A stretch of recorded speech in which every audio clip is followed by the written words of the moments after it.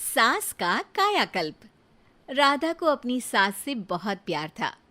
Mummy जी, आपकी साड़ी कितनी प्यारी लग रही है। काश मैं भी आपके जैसी साड़ी पहन पाती। अरे बेटा, हमारे जमाने में तो साड़ी ही चलती थी।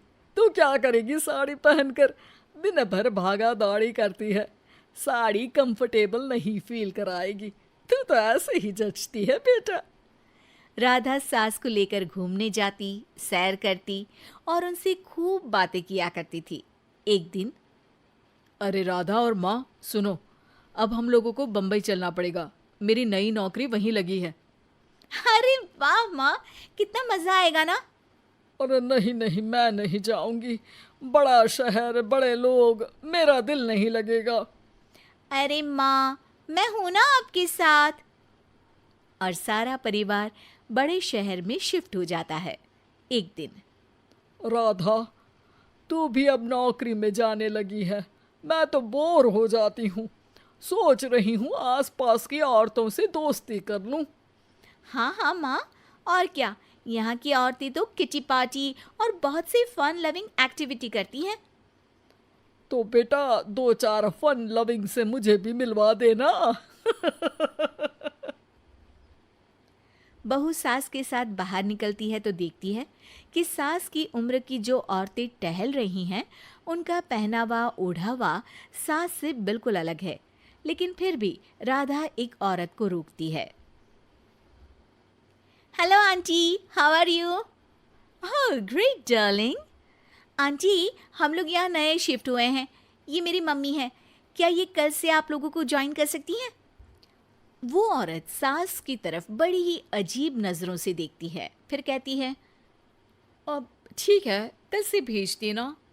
सास समझ जाती है कि उस औरत को वो ठीक नहीं लगी, लेकिन फिर भी वो कुछ नहीं बोलती। अगले दिन, अरे माँ, अच्छी सी साड़ी पहनकर तैयार होकर जाइए। आपको आपकी दोस्तों के पास जाना है ना। और नहीं नहीं, मैं सोच रही हूँ घर पर बैठकर टीवी देखूं। वैसे भी रामायण का नया एपिसोड आएगा। नहीं माँ, आप जाओ ना, लोगों से मिलो, बात करो, अच्छा लगेगा। ना चाहते हुए भी सास उन लोगों के पास जाती है, लेकिन सभी सास से बुरा व्यवहार करते हैं।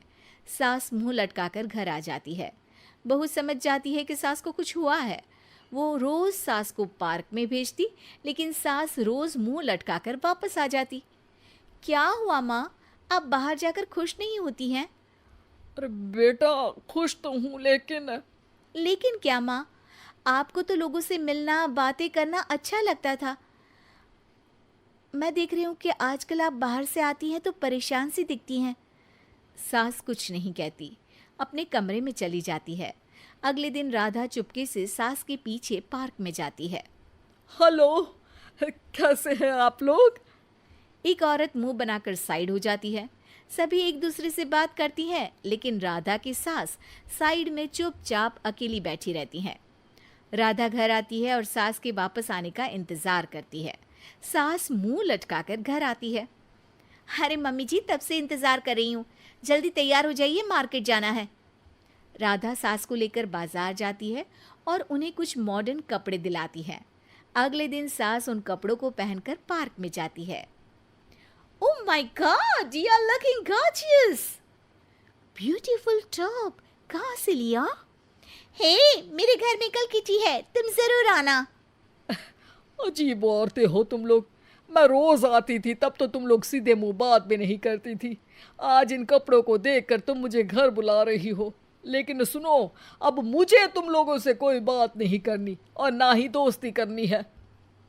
अरे तुम तो बुरा मान गई। वैसे दोस्ती नहीं करनी थी तो ये कायाकल्प क्यों किया? ये मेरी बहू ने किया है। मैं यहाँ सिर्फ ये देखने के लिए आई थी कि तुमको मुझसे समस्या है या मेरे कपड़ों से। कपड़े तो बदले जा सकते हैं।